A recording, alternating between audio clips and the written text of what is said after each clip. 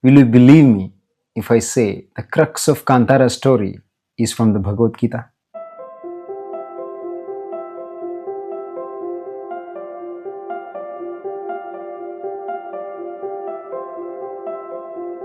Welcome to Arctic Pole, Art, Indian Culture and Philosophy of Life. All is well that ends well. This is very true in the matter of movies. If the climax is good, most of the time audience forgive the pitfalls of other parts of the movie. But Kantara is such a movie. It starts and ends very well. And certainly, rest of the movie is also good. Entire movie is a purport to this one scene, this one dialogue between the father, a mother and a boy in the beginning of the movie.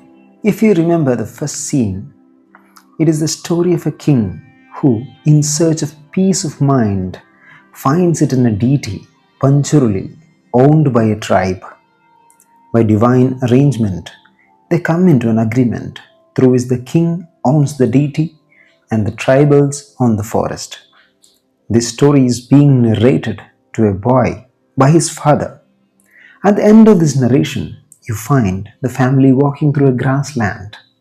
The last dialogue father delivers is this: the biggest problem with we humans is we assume everything belongs to us.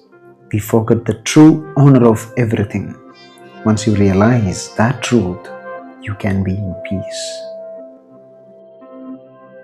When I saw Kantara first time and when I saw this scene, I realized this is straight from the Bhagavad Gita and I wanted to make a video since then. Now finally the time has come to make the video.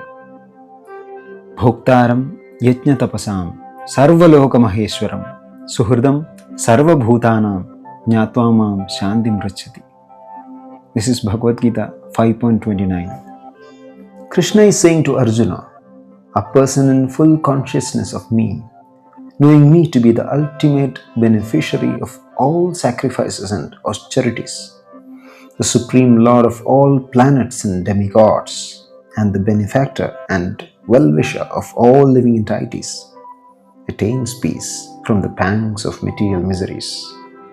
In short, one who knows that Krishna is the owner of everything will attain peace. This is the peace formula. Today, world is torn apart by wars and terrorism. In the root of all this is the lack of knowledge of this philosophy. I think this land is mine, and others try to encroach it legally or illegally. One spends crores of rupees to own a piece of land.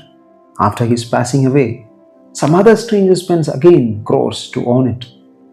For this land, which we can't possess forever, we fight like cats and dogs. From this transfer of ownership, it's clear that that piece of land doesn't belong to any of its buyers. Yet, we fight thinking we are the owner.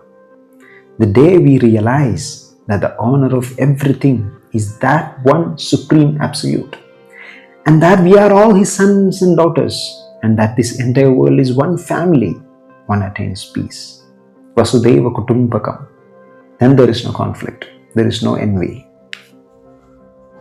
In the movie, it's wonderful to note that that is the last instruction father gives to his son. Because after that, Kantara takes us to one of the most wonderful scenes of the movie, wherein father in the form of Devakola disappears forever. For me, that one dialogue is the most important scene of Kantara. That is the summary of the movie. Everything else is an explanation of that one statement made by the father. The movie after that is all about how when people forget the supremacy of the absolute, become greedy for ownership, and this results in chaos. This is exactly what's happening all over the world. Even though there exists United Nations, wars are going on everywhere and people are killing each other just in the name of land and ownership.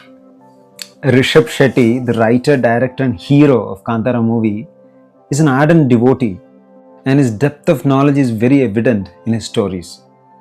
So this secret connection with Bhagavad Gita is no surprise from a person like Rishabh Shetty, who is a genius and a devotee as well.